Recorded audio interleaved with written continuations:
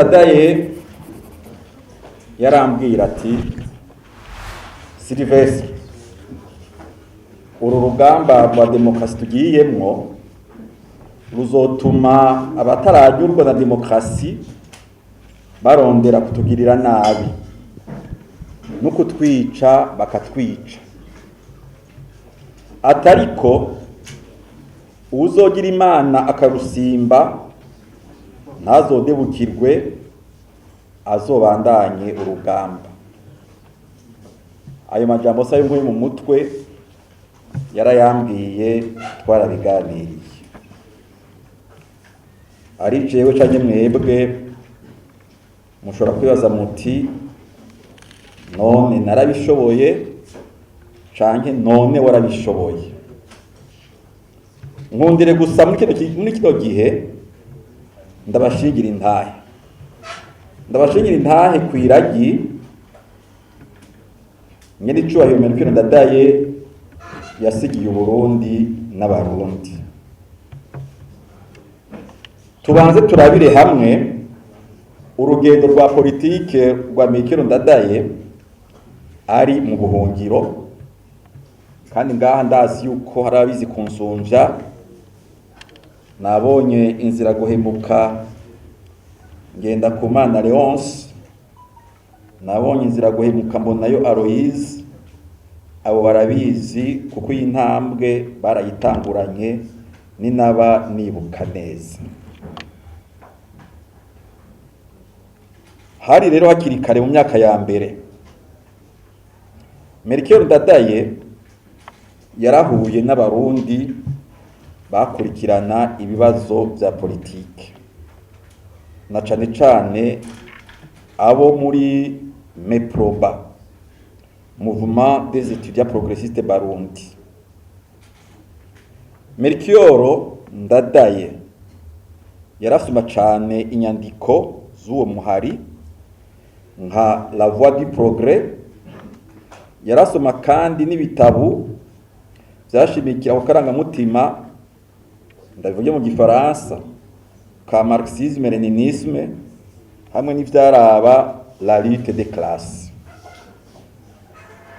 Mu biraba amashure, Melchior Ndadaye yashikiye kwiga muri groupe scolaire ya Butare, ubu bahita Ihuye. Yari afitanye imigenderanire n'abandi banyeshure nk'abo bare bonse Ngendakumana navuze, abo Bambonayo navuze, biga muri college y'Iririma. Mu mwaka w'igihumbi kimwe n'amajana 975 harabaye intambwe. Bamwe muri abanyeshure barashinga umuhari Bampere, no kuvuga Mouvement des étudiants progressistes Barundi au Rwanda. Aha ya majambo bagiye bayacurika kugira ngo ntibamenyekane kuko bakorera mu kinyegero. Mu mwaka w'igihumbi kimwe n'amajana 979 Melchior Ndadaye afatanije nabo bari kumwe muri Bampere hamwe na bamwe bo muri MEPROBA nka Jerome Ndiho, Imana imwakire, hamwe n'abandi Barundi b'i Kigali bari bahurukiye muri Cellule des Progressistes Burundais au Rwanda CPBR, barashinze umugambwe w'abakozi b'u Burundi UBO.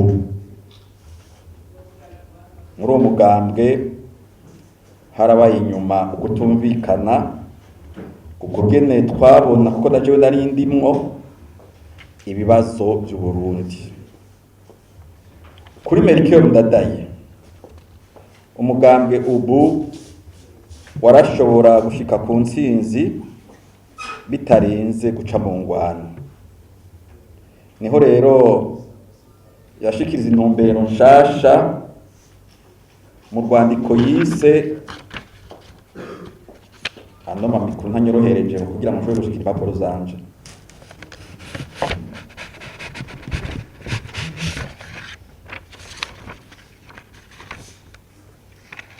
mu byo yari yise pour une alliance des forces progressistes burundaises.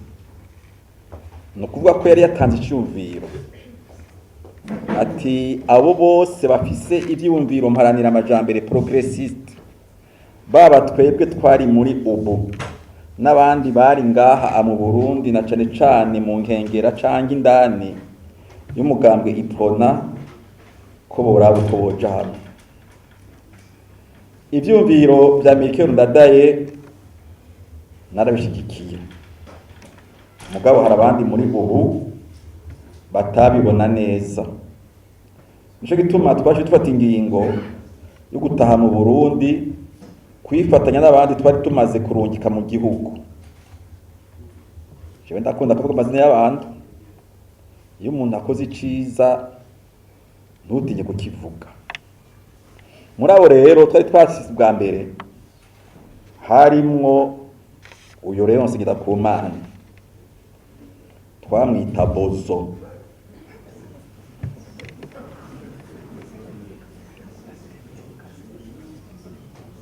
Twaraje rero natwe dutaha mu ntango z'ukwezi kwa Nyakanga, hari ku itariki 5 nababwiye, umwaka w'igihumbi kimwe n'amajana 983. Tumaze gutaha twaramaze imyaka 3 turondera ingene twokorana nawe nababwira bene wacu mugambwe Iprona, twabona ko bafise ivyumviro mparanira amajambere, no kuvuga mu gifaransa progressiste. Mugabo ntivyatworoheye. Melchior Ndadaye rero yarahavuye abona ko atayindi nzira nziza atari gushinga umugambi w'iwacu. No twashinga umugambi w'Abanyafrodebu mu mwaka w'igihumbi kimwe n'amajana 986. Harabanje haravugwa izina Floride, Front pour la lutte démocratique, mu mwaka w'igihumbi kimwe n'amajana 985. Mugabo tumaze kubona ko iryo zina ryamenyekanye mu nzego z'iperereza, twararihinduye dufata iryo rindi zina rero dufise n'ubu Sahwanya-Frodebu, Front pour la démocratie au Burundi. Melchior Ndadaye yerekanye ahabona ubwa mbere bimwe biboneka mu vyumviro vyiwe n'ingendo ya politike mu nama yari yatunganijwe n'ubutegetsi bw'intara Gitega ku igenekerezo rya 21 Gitugutu umwaka w'igihumbi kimwe n'amajana 988. Nimugire ngo nihenze, hari ku igenekerezo rya 21 Gitugutu umwaka w'igihumbi kimwe n'amajana 988. Hari nyuma y'ubwicanyi bwari bwabereye Intega n'Imarangara mu kwezi kwa Myandagaro k'uwo mwaka. Melchior Ndadaye yarafashe ijambo arashimangira ko kubona ubwicanyi bubandanya mu gihugu ari uko abarundi bagumye bataramunda ibyagiye bigora mu gihugu, aho kubishira habona bakabiganira, hanyuma ivyo biganiro bikavyara intumbero mu gutunganya intwaro y'igihugu ku buryo umurundi wese yumva ko atunze kandi atunganirijwe.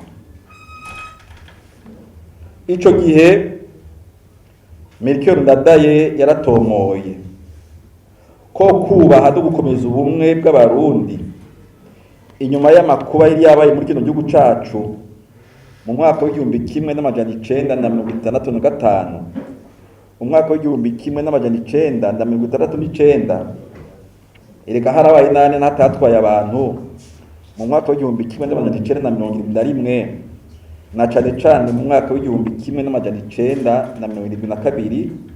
Yavuga rero ati kugira turonke inyishu kuri byose bitegerezwa gushingira ku kuri ku byabaye, no kudoma urutoke ku babigizemwo uruhara.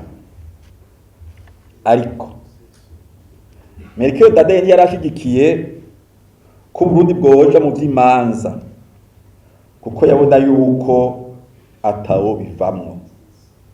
Yagira ati abagize uruhara muri ayo makuba hofatwa ingingo gusa, ntibabandanye baritera bakarisama, aho usanga mbere baboneraho n'akanya ko kubandanya bazigamira igihugu bakakirigira mu menshi.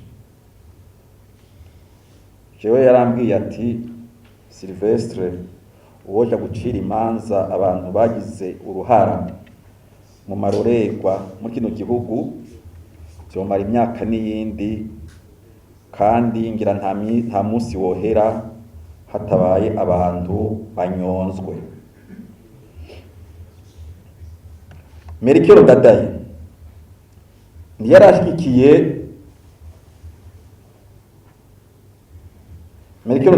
yarashikiye kandi ko abasigwa n'imiryango yashikiwe n'ayo makuba bashumbushwa.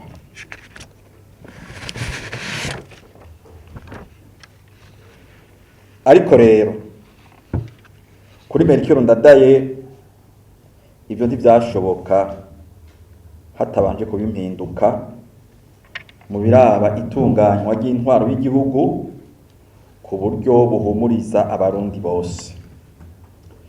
Niho rero yatanga iciyumviro c'uko hogenwa umushikiranganji wa mbere adasangiye ubwoko n'umukuru w'igihugu. Asaba ko hosubirwamwo itunganywa ry'urwego rw'ubutungane. Asaba ko hokongera hagashingwa komisariya yokurikirana ibiraba inzego zishinzwe umutekano w'igihugu. Wundi ati nta muhanuzi yumvirwa iwabo. Ivyo rero intwaro yabibonyemwo ubugambanyi. Icafata ingingo yuko Melchior Ndadaye ahagarikwa agapfungwa. Yamaze mu munyororo amezi 2 ku itariki ya 22 y'ukwezi kw'icumi gushika itariki 23 y'ukwezi kw'icumi-na-2. Ivyo rero vyatumye Melchior Ndadaye agenda amenyekana buhoro buhoro nk'umugabo w'ijunja, umunyabwenge, hamwe n'umunyapolitike afise ivyiyumviro bishobora kugirira akamaro igihugu. Nico gituma mu mwaka w'1991 inyuma y'iyemezwa ry'amasezerano y'ubumwe bw'Abarundi, Melchior Ndadaye yagenywe mu murwi wari ujejwe gutegura ibwirizwa shingiro ryemeza intwaro ya demokarasi n'ishingwa ry'imigambwe myinshi mu gihugu, hamwe no guheganirwa ubutegetsi biciye mu matora. Ariko Melchior Ndadaye yahavuye atanga imihoho, kuko yabona yuko ivyashikirizwa muri uyo murwi bitorohereza namba mu buryo bikwiye ishingwa rya demokarasi ishingiye ku kwishira no kwizana kwa bene gihugu, kwa bene Burundi. Ikindi gihambaye mwomenya ningene Melchior Ndadaye n'umugambwe Sawanya Frodebu yari karashinga mu Burundi, twariko turashinga mu Burundi, biyamiriza ivyumviro n'ingendo z'ihonyabwoko mu buzima bw'igihugu. Harabaye itegurwa, iyemezwa hamwe no gushikana mu bushikirangaje bw'intwaro yo hagati mu gihugu inyandiko zerekeye akarangamutima hamwe n'amategeko ngenderwako y'umugambwe twariko turashinga Sawanya Frodebu. Mu ngingo ya 28 y'amategeko ngenderwako harimo yuko umugambwe Sawanya Frodebu utemera ko abakozeho nyabwoko mu gihugu canke abafite ivyumviro bishingiye ku bwoko bo kwinjira muri uwo mugambwe.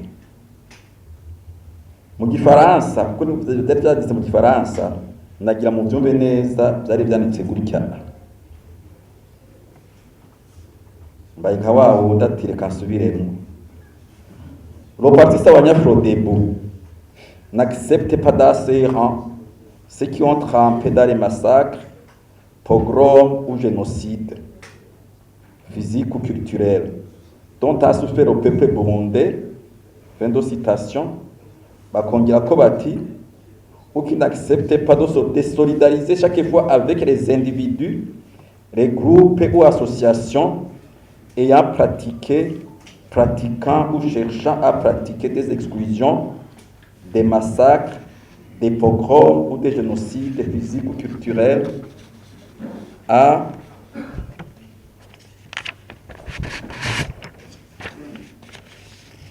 l'endroit du citoyen burundais dont il ne partage pas l'ethnie, la région, le clan et autres appartenances. Ndogetwa mugina. Sizi ko iyo ngingo yari mbi. Ariko umushikiranganje w'intwaro yo hagati mu gihugu ntiyayemeye namba. Uwo yari François Ngeze yavuze ati ikumira abatutsi. Sivyo nikuri mu mutwe. Ndafise urwandiko w'ikiganiro yahaye ikimenyesha makuru Agence France de Presse vyanditsemo. Uzompaririza nzokimwereka. Kuko nawe bishira umuntu ku bintu bikomeye nguko. Kugira rero umugambwe Sawanya-Frodebu wemererwe gukorera habona, vyabaye ngombwa ko iyo ngingo tuyikura amategeko ngenderwa ko y'umugambwe. Ariko suko tutayemera kwari kugira ngo twemererwe gukorera habona. Ico gihe Melchior Ndadaye yansavye ko nopfunya urugendo narindimwe mu bihugu bya Buraya ngo ntahe vuba ngo turabire twohinyanya inyandiko ngenderwa ko z'umugambwe maze ubone kwemererwa. Twarabikoze hanyuma Sawanya-Frodebu wemererwa kwa 2023 mu Kakaro umwaka w'igihumbi kimwe n'amajana 1993. Hari hasigaye iminsi ibiri w'ikiringo gitegekanijwe kirangire.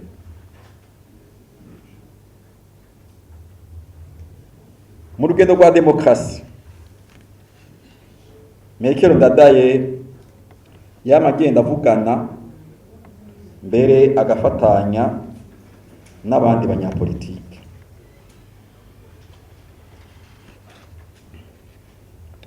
We n'umugambi Sawanya-Frodebu baravugana n'umukuru w'igihugu w'ico gihe Major Petero Buyoya. Baramushikiriza ivyumviro n'inzira babona byofasha Uburundi kwinjira muri demokrasi mu mahoro n'umutekano, kandi iyo demokrasi ikaza ikomeza ayo mahoro n'umutekano. Kugira ngo ivyo bishoboke, barasavye ko imbere y'amatora hobanza hagashingwa leta mfatakibanza, gouvernement de transition.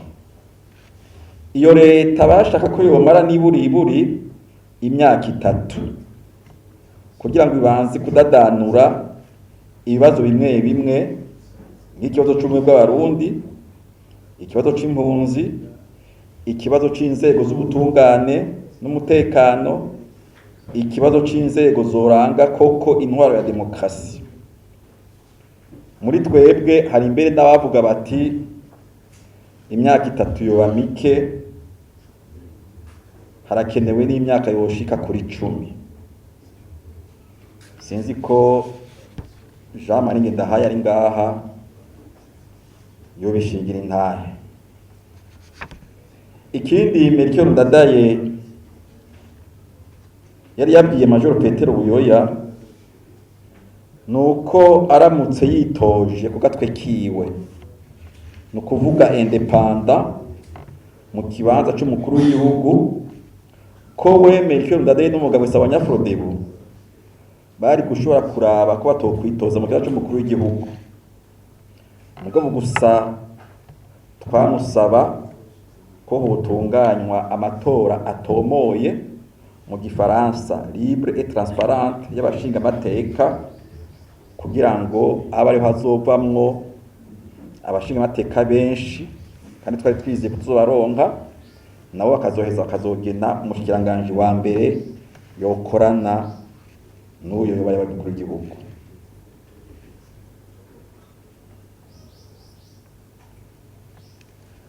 Ariko n'ivyo baravyanse, aho kubibonamwo ineza abari ku butegetsi ico gihe bibajije yuko Ndadaye n'umugambwe Sawanya-Frodebu dutinya amatora, bati baratinya amatora. Abavuga buhoro buhoro mu majambo mbabarira amatwi bati ntibaritegurira amatora. Niho rero baca bafata ingingo yo kuyihutisha, bagira bati turabona yuko tuzoyatsinda. Ikindi mu vyerekeye kuja inama no gukorana n'abandi, novuga nivyibonekeje mu migenderanire hagati ya Melchior Ndadaye n'umugabo Sawanya-Frodebu hamwe n'abandi barongozi n'imigambwe yaharanira ihinduka mu gihugu. Imigambwe Sawanya-Frodebu, RPB, PP na PL yaragize urunani, irafatanya mu matora y'umukuru w'igihugu, irashigikira candidature ya Melchior Ndadaye. Intsinzi yiwe yabaye intsinzi yo migambwe nk'uko yari yavyivugiye mu ijambo yashikirije. Yarabashimiye mbere aho hageze gushinga leta, yarabahaye n'amabanga mu buzima bw'intwaro y'igihugu, mbere cane cane muri leta. Ariko rero muri ivyo vyose igikomeye caranze Melchior Ndadaye igihe abarundi bamwizera, nuko mu ijambo ryiwe ryo kuwa gatatu ruheshi, kuwa gatatu itariki zitatu z'ukwa gatandatu 1993, twari turi kumwe namuherekeje agiye ku radio, yavuze atadidinganya ko atari we canke umugambwe Sawanya-Frodebu batsinze. Yavuze ati hatsinze Uburundi n'abarundi bose, ati hatsinze demokrasi. Yarashimiye cane gose uwo bahiganwa Major Petero Buyoya,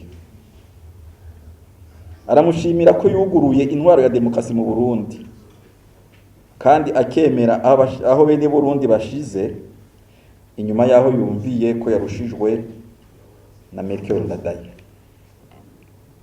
Ndadaye yaramushimiye cane gose, na ico gihe ku radio bari batwakiriye nabi, nta numwe cyo kutwakira, amigo turi mu kirere.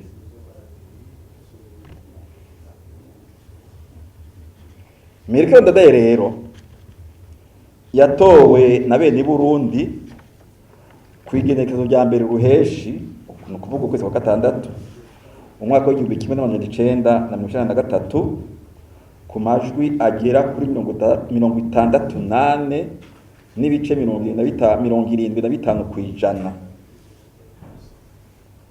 Ku itariki 29 z'ukwa gatandatu bene Burundi barongeye barashima umugambwe Sawanya-Frodebu wiwe, bawuhunda amajwi menshi mu matora y'abashingamateka watahukanye intebe 65 kuri 81 zari zigize inama nshingamateka.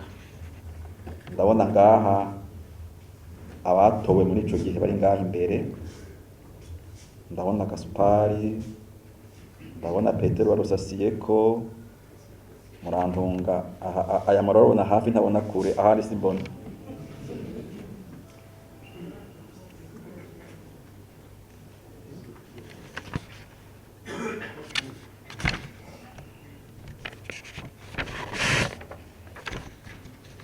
Melchior Ndadaye yashikirijwe intahe y'ukurongora igihugu ku itariki 10 z'ukwezi kw'indwi umwaka w'1993 imbere y'abashingamateka bari bamaze iminsi batowe hamwe n'izindi nzego z'igihugu.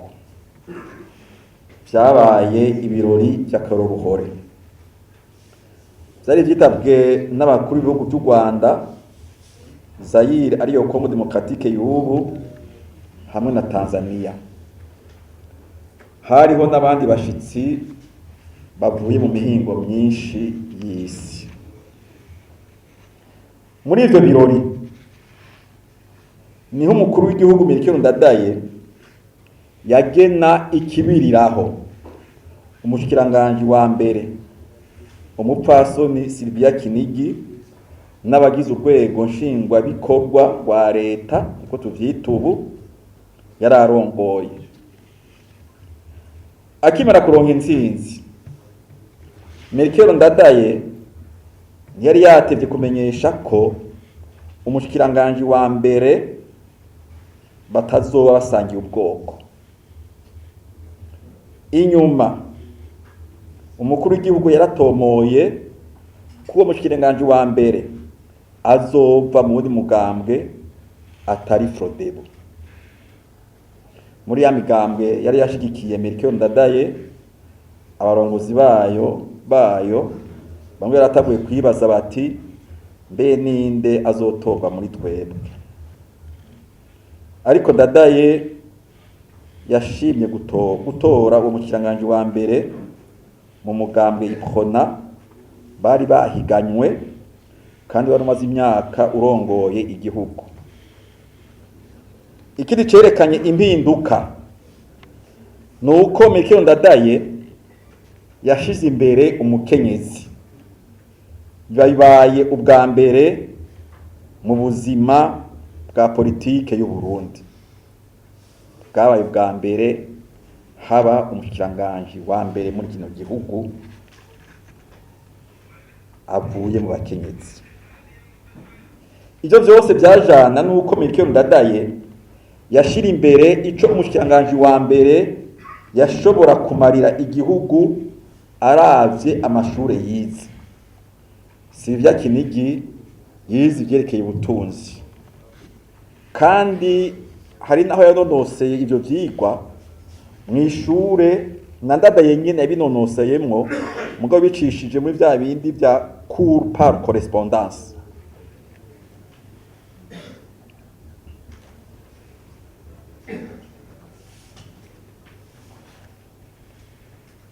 Melchior Ndadaye yaravye kandi n'imirimo uwo Sylvia Kinigi yaramaze kurangura mu gihugu. Ico gihe uwo mupfasoni yari umunyamabanga mukuru wa programme d'ajustement structurel. Leta y'u Burundi yashize imbere ifatanyije n'ikigo c'isi n'ikigega c'isi yose FMI. Nihenda ndabona uza kubivuga neza ni Sindayiga ya Gaspar arabizi kuko yari umushikiranganje w'ikigega ca leta. Niba ntihenze kuri Melchior Ndadaye rero iyo ngingo yari iturufu ikomeye uravye icifuzo yari afise cyo kuzamura ubutunzi bw'igihugu. Yaragira ati umushikiranganje wa mbere yakoze muri za programme d'ajustement structurel azoganira yumvigwe nabo biraba muri mashira hamwe mpuzamakungu yakurikirana ivy'ubutunzi. no mu kugena abagize urwego nshingwantwaro ariyo leta. Umukuru w'igihugu yarerekanye ugushaka yari afise ko guhumuriza no guha ukwizera abarundi bose. Nivyo muri leta abakegizi ntibarenga batatu, harimwo wa mushikiranganji wa mbere. Ariko mu biraba ubwoko,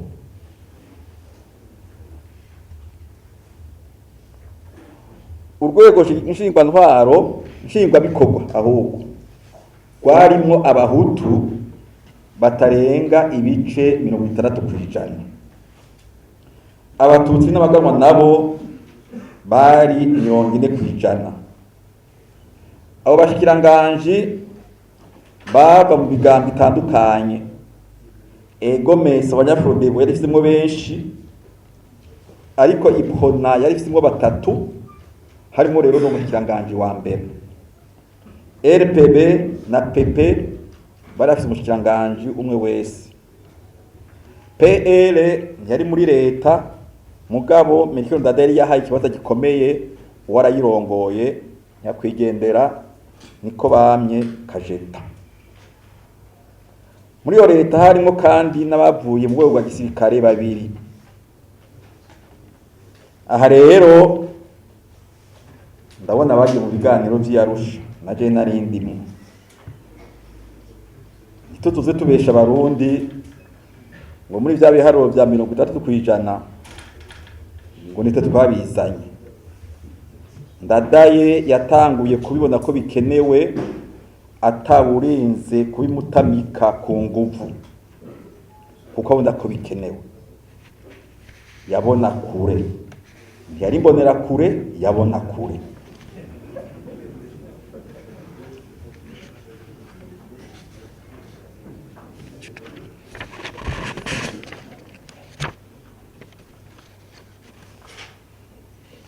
Amaze kugena abagize urwego nshingwabikorwa,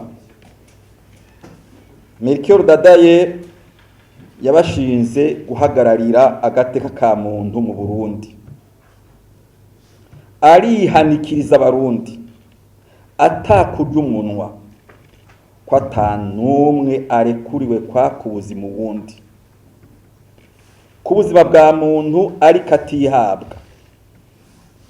Ni naho mbere yashikiriza ko agiye kwiga ingene igihano c'urupfu cohanagurwa mu mabwirizwa y'u Burundi, n'ingene abapfunzwe imbere y'itariki ya mbere y'ukwezi kwa Ruheshi bagiye kuremurirwa.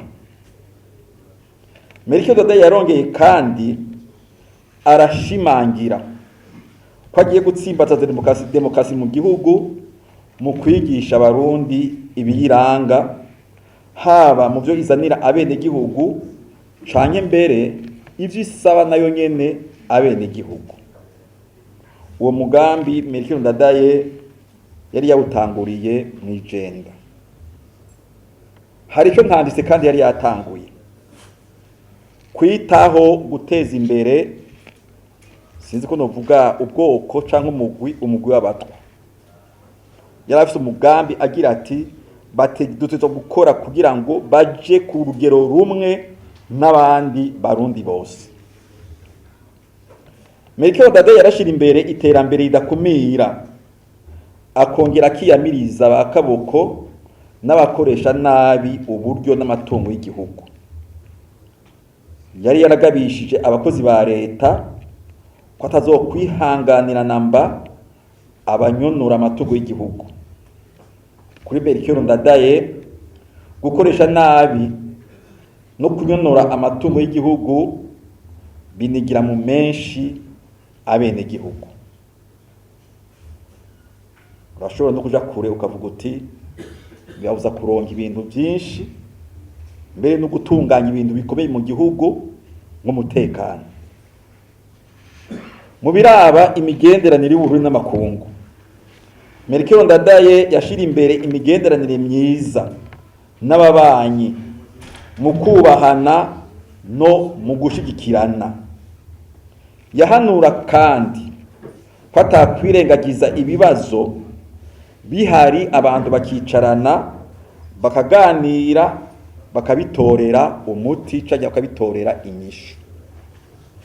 Muri iyo nzira ku igenekerezo rya 4 z'ukwezi k'umunani umwaka w'1993 Ndadaye Melchior yaritavye ibirori byo gushira umukono ku masezerano y'Arusha.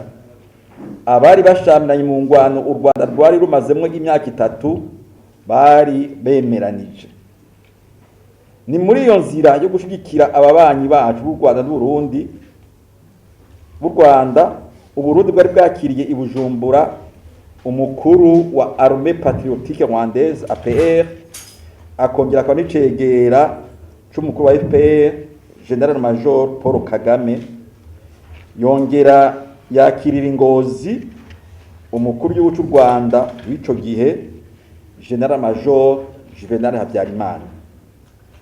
Abo bose nta kindi Melchior Ndadaye yabahanura atari ukubaha no kubahiriza ibyo bari bumvikanye mu biganiro kugira ngo bubake u Rwanda rwabo.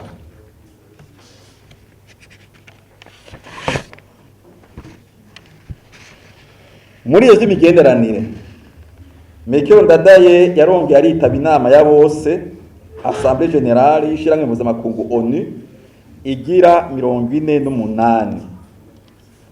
Nari mu bamuherekeje kuko ndamushikiranganje w'imigenderanire y'u Burundi n'amakungu. Warabona ko bose bashima kandi bashigikira intambwe u Burundi bwari bugezeko. President Melchior nawe yarakomeza muri bo icezere kubera imbono n'ubukerebutsi mu vyumviro abatari bake bamubonamwo. Ivyo vyareje kandi bigaragara igihe Melchior Ndadaye yitaba inama ya Francophonie yabereye muri Île Maurice kuva ku igenekerezo rya 15 gushika ku wa 17 Gitugutu umwaka w'1993. Muri iyo nama Melchior Ndadaye yarashimagijwe n'umukuru w'igihugu cy'u Bufaransa François Mitterrand, aho mbere yabaye nk'ububwira abakuru b'u Rwanda na Zaire ko bofatira akarorero ku Burundi mu kwemera no mu gushigikira intwaro ya demokrasi mu bihugu byabo. Umukuru w'igihugu Melchior Ndadaye yagarutse mu Burundi ku itariki ya 18 ukwezi kw'icumi umwaka w'1993. Bukeye yaragirije inama abagize urwego nshingwantwaro rwa leta. Muri iyo nama yaratomoye neza inzira abarundi batuza gufata ku kibazo c'impunzi zariko zitahuka ku bwinshi. Hari umugwi yari yashinze gukurikirane ico kibazo. Amaze kubona inzitane zaranga ikibazo c'amatongo y'abari bahunze, yavuze yuko cotegerezwa kurondererwa imishu mu bwitonzi. Abatabuka bagaca baronka bene wabo babakira mu ngo zabo barashobora gushikira iwabo. Abandi nabo hari hategekanijwe ko hategurwa ibibanza bazokwakirirwamwo mu kurindira ko bashikanwa mu babo. Kubera amatongo President Ndadaye yavuga yuko ico kibazo coshirwa mu minwe y'urwego rw'ubutungane. Ariko Melchior Ndadaye ntiyashoboye kubandanya urugamba yari yemereye abarundi bwo kubaka Uburundi bushasha. Urugamba yari yamaze gutangura mwavyumvise. Yagandaguwe kwa 71 Gitugutu umwaka w'1993. Bababwiye yuko mu minsi 2 hazohaheze imyaka 30.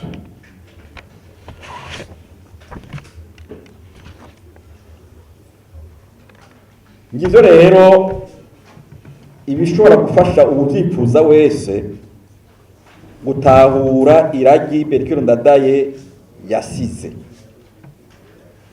Wumvirije ugategera urwo rugendo rwa Melchior Ndadaye, urabona ko hari bitari bike yigishije kandi agasigira Uburundi n'abarundi. Icambere nuko Melchior Ndadaye yabivye mu mitima y'abarundi indoto y'Uburundi bushasha. Nukuvuga Uburundi bwisubije ko agashambara inyuma y'amakuba yabushikiye mu myaka yakurikiye uguhabuza intahe yo kwikukira.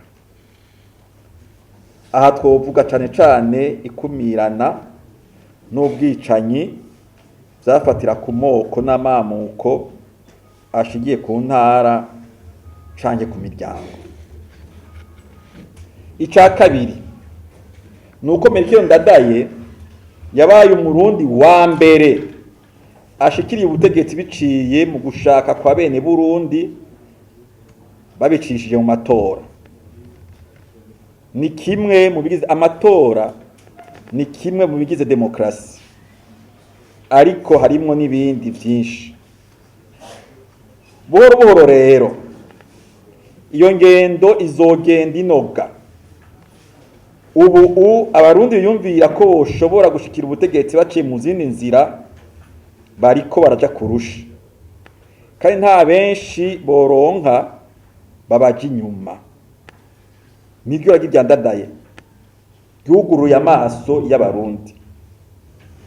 Ndadaye rero yarabereye Uburundi n'abarundi incungu ya demokrasi, kandi demokrasi igenda ishinga imizi mu Burundi naho hatabura ivyo kugorora n'ubu biriho. Ica gatatu nuko kuva atangura kwijukira vya politike, Ndadaye Melchior hari iragi yashigiye abarundi bategezwa kwama bamwibukirako kandi bakarigendera. Wa wundi ati ubuja gusha buratagata, canke ngo mu gifaransa ngo aux âmes bien la valeur n'attend pas le nombre d'âge. Melchior Ndadaye yatanguye urugamba akiri muto. Yobera akarorero urwaruka rw'ubu atakuraba imigambi sabasejide gusa,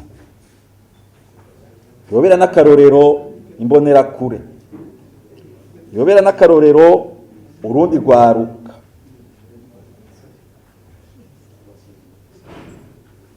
Abashaka gufasha Uburundi gutera imbere muri iki canke kiriya ntibarindire ngo ntibaragera. Melchior Ndadaye n'abandi twafatanije nawe twatanguye urugamba turi mu myaka ya 20 itarenga. Ejo ariko ndavugana na Ngendakumana Leonce, we wacambira ngo ari n'abatanguye bafite imyaka 14.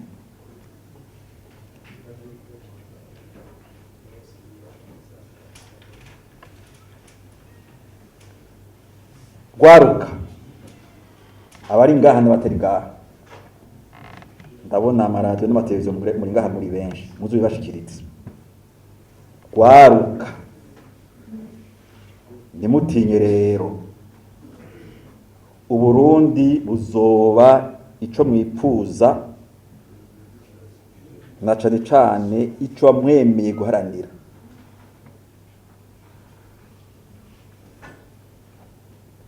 Vyitegurire, mwitunganye.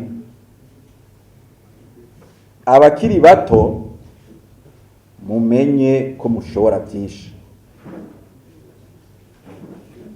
Muzorabe n'abakozi b'ibibi kejo usanga bakoresha mwibugwaruka. Mwemerere ababakoresha ivyiza.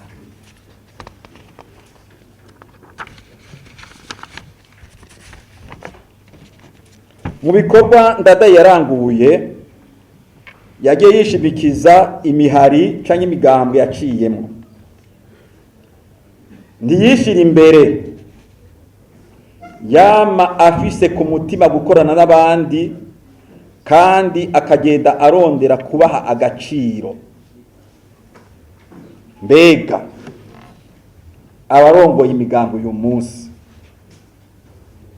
nawe urongoye Frode burimo, nyumviriza, muriko muganira ibiki aho kunyumviriza jewe? Abarongoye imigambwe na sahwanya Frode irimo, ubwo murafise intumbero yo guha agaciro abandi canke mwibona mwebwe gusa? Nagira ndababwire ko ndavyiboneye. Melchior Ndadaye yarakoze cane kugira ngo umugambwe ubu ushingwe, mugabo ntiyaharanye ngo abe ari wa burongorwa gikomeye. Genda mwumviriza kandi muha agaciro abo mukorana, ndihagire uwibaza ko atari we umugambwe ataho kwishikana. Abarongoye imigambwe bo kwiga kandi bakemera gusubirirwa, ntihagire abarondera kumira ku butegetsi bw'umugambwe.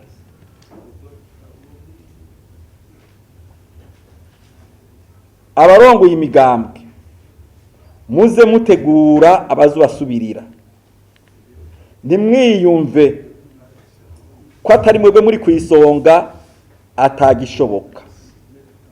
Aho muri hari abandi kandi ejo hazoja abandi, kandi ibintu bizobandanya bitera imbere neza. Nico kimwe no mu gihugu, aho nashitse imbere hari abandi, inyuma haje abandi, n'ubu hari abandi, n'ejo bizobandanya.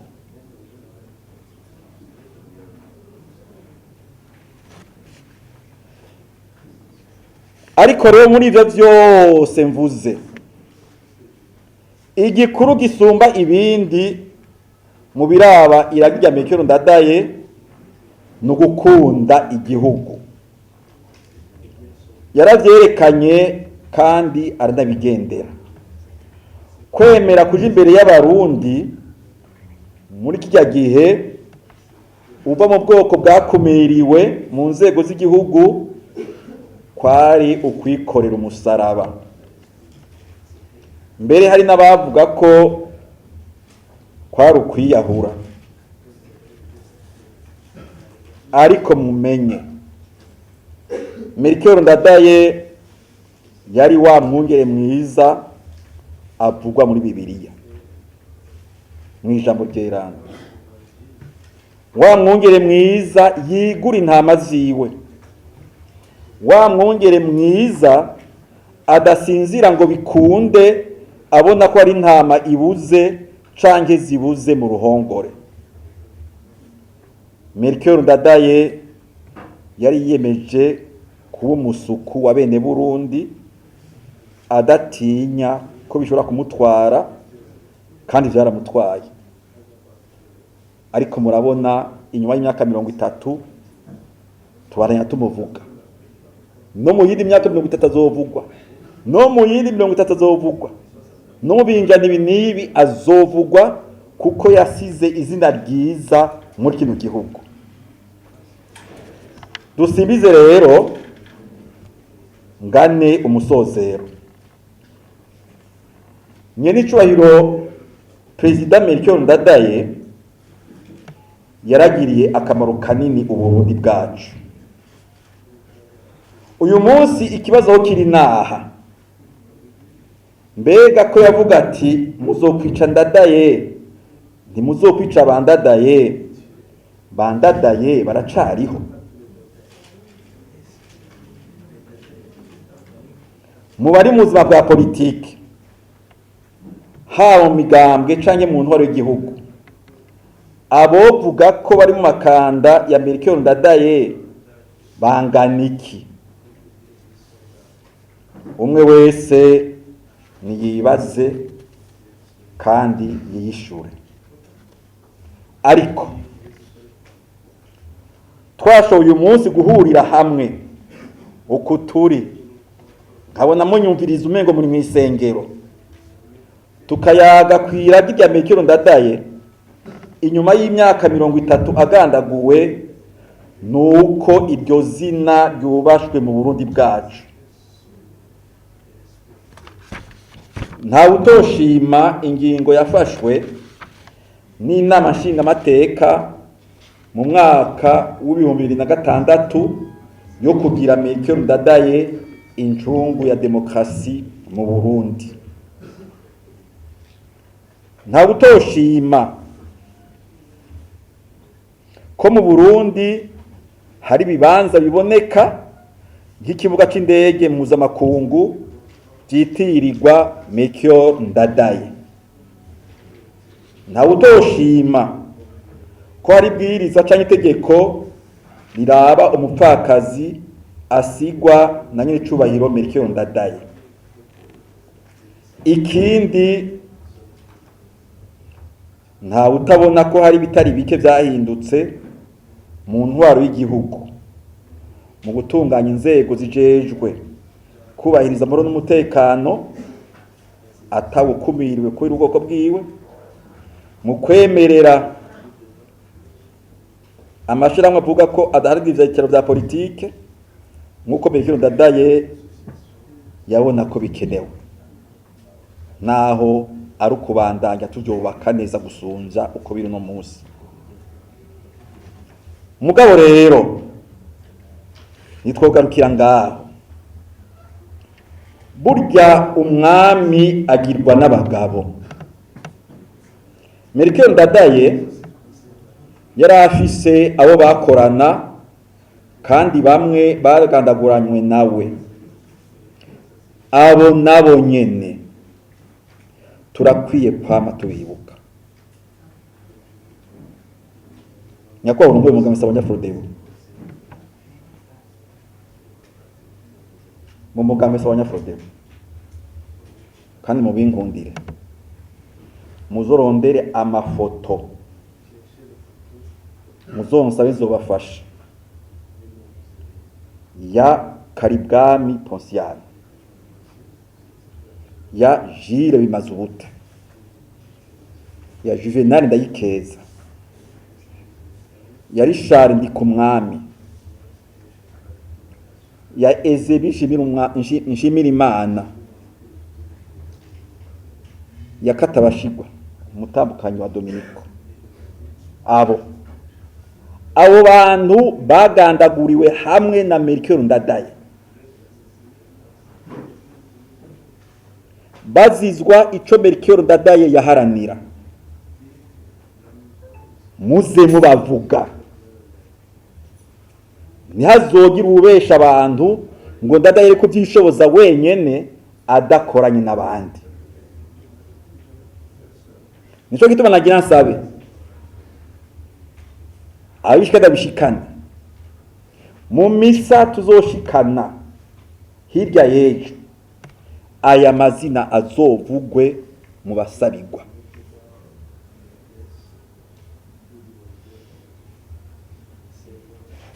Azovugwe mu basabigwa.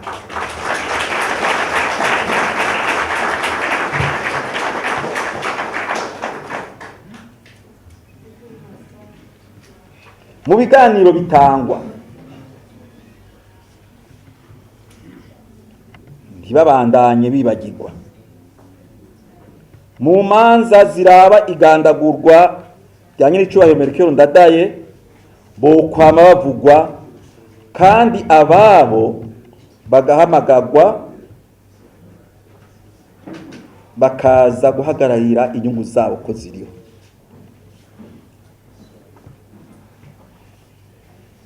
Ntihagire uzobesha ngo umuntu umwe arashobora kwijana mu rugamba wenyene. Naho woba uri umugenerale akomeye gute, udafise ibisongereza inyuma yawe, ngo ugire n'ingabo nta rugamba ugwana ngo bikunde. Ico usabwa ni ingene utunganya ivyo bisongerezi vyawe n'izo ngabo zawe ukaba gusa kizigenza mwiza. Ndahejeje, ariko hari ikindi mbona cokogwa, nuko mu Burundi hokubakwa ikigo cokwitwa Centre Ndadaye Melchior pour la démocratie et la réconciliation. Ndasubiramo, Centre Ndadaye Melchior pour la démocratie et la réconciliation. Ndabisavye nshimitse mwebwe murongo wese abanyaprodebu mubishira imbere, muzobiganire nabo bijejwe ku neza y'u Burundi, ico kigo kiboneke. Coba ishure ryigisha ingendo ya demokarasi mu buzima bw'igihugu bishingiye ku ibwirizwa shingiro ry'igihugu, dusangamwo ibitari bike abarundi dutegerezwa kugenderako no kubaka nk'uko Melchior Ndadaye yavyifuza akavyigisha, kandi no kubizira akabizira. Abo noba naruhishije murambabarira, mugabo ndahejeje. Imana ibahezagire, murakoze.